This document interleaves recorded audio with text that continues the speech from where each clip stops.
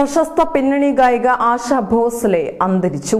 അവർക്ക് 92 വയസ്സായിരുന്നു. Breach candy ആശുപത്രിയിൽ വെച്ചായിരുന്നു മരണം.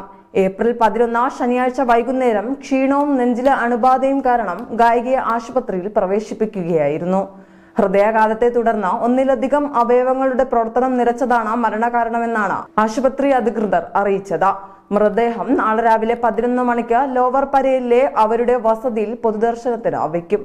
സംസ്കാരം വൈകുന്നേരം 4 മണിക്ക് മുംബൈയിലെ ശിവാജി പാർക്കിൽ പൂർണ്ണ ഔദ്യോഗിക ബഹുമതികളോടെ നടക്കും. 10ാം വയസ്സിൽ മാൽസബാൽ എന്ന മറാത്തി ചിത്രത്തിലൂടെയാണ് ആശ ഭോസ്ലെ സംഗീതത്തിൽ ചുവടുവെച്ചത്.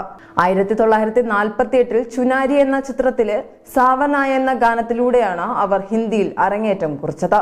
20 ഭാഷകളിലായി 12,000-ലധികം ഗാനങ്ങൾ ആലപിച്ചിട്ടുള്ള അവർ ഏറ്റവും കൂടുതൽ സ്റ്റുഡിയോ റെക്കോർഡിംഗുകൾ നടത്തിയ ഗായികയ്ക്കുള്ള ഗിന്നസ് വേൾഡ് റെക്കോർഡ് ലഭിച്ചിട്ടുണ്ട്. ക്ലാസിക്കൽ ഗാനങ്ങൾ മുതൽ ഗസലുകൾ, പോപ്പ് ഗാനങ്ങൾ, ഭജൻ എന്നിവ ഒരേപോലെ പാടാനുള്ള വൈദഗ്ധ്യം അവരെ സംഗീതത്തിൽ നിന്നും വേറിട്ട് നിർത്തി. R.D. ബർമനുമായുള്ള അവരുടെ കൂട്ടുകെട്ട് സംഗീത ലോകത്തെ സുവർണ യുഗമായി കണക്കാക്കപ്പെടുന്നു. ആദ്യം ഗണപതിറാവു ഭോസ്ലെയാണ് ആശ ഭോസ്ലെ വിവാഹം ചെയ്തത്.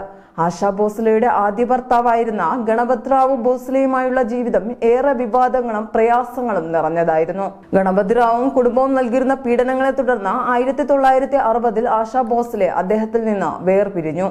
ആശ ഭോസ്ലെയുടെ വരുമാനത്തിൽ അദ്ദേഹം നിയന്ത്രണം ഏർപ്പെടുത്തിയിരുന്നതായും സംഗീത സംവിധായകരിൽ നിന്ന് പണം വാങ്ങാൻ അവരെ നിർബന്ധിച്ചിരുന്നതായും റിപ്പോർട്ടുകളുണ്ട്. വേർപിരിയലിന് ശേഷം കുട്ടികളെ വളർത്താൻ ആശയ്ക്ക് കഠിനമായി അധ്വാനിക്കേണ്ടി വന്നിരുന്നു.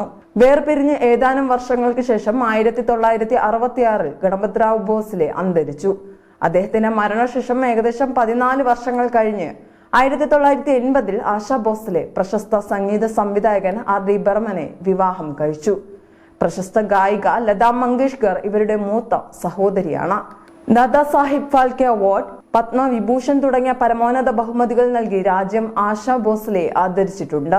പ്രധാനമന്ത്രി നരേന്ദ്രമോദി ഉൾപ്പെടെയുള്ള പ്രമുഖർ സംഗീത ലോകത്തെ ഈ വലിയ നഷ്ടത്തിൽ അനുശോചനം രേഖപ്പെടുത്തിയിട്ടുണ്ട്.